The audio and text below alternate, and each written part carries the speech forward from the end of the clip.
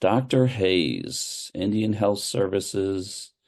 I am really looking forward to a state of that environment. Could you first tell us how big is that environment? Maybe just a thumbnail of, give us a framework of the Indian Health Services, and then tell us how you're doing over there as far as modernizing that environment. Yeah, thanks for the invitation. So today you're going to hear from me as the Chief Medical Information Officer. So my focus is on the healthcare side of things. My colleague and boss, our CIO, Mitch Thornbrew, is on vacation and asked me to cover this today. So I'm happy to be here, and I appreciate the invitation.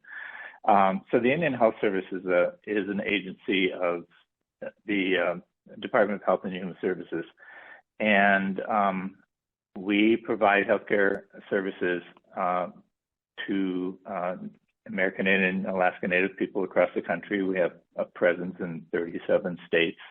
I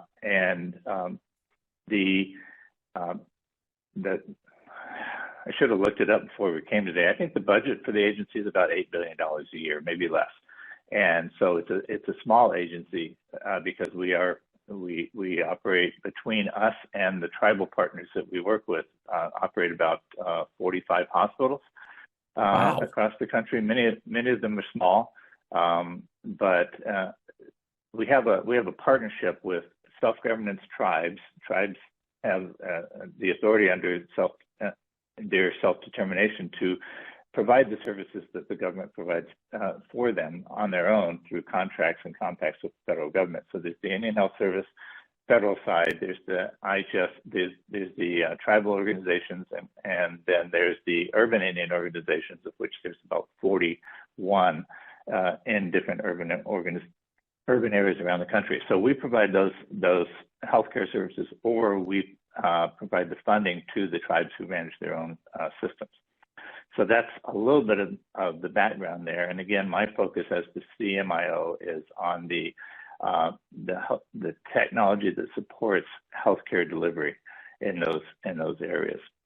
So, but we also, as our Office of Information Technology, also provides the technology infrastructure, which is the network environments and the operating systems for the computer systems that are operating there, and a lot of technical support to other parts of the agency that do the things that a federal agency has to do, human resources and contracting and all those things. But our principal initiative right now that we're in the middle of, and I'm glad somebody mentioned technical debt, because we have had electronic systems supporting healthcare since beginning in the late 60s, early 70s. Wow. And the system that we use now was launched in 1984, and we are still using the same technology that we launched in 1984.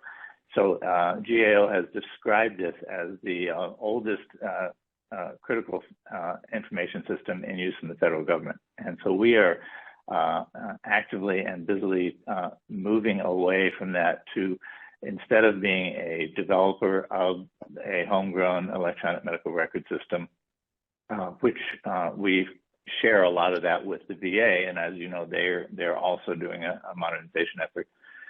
We are in the early stages of moving away to a commercially available electronic health record system. We probably will talk more about that during this conversation.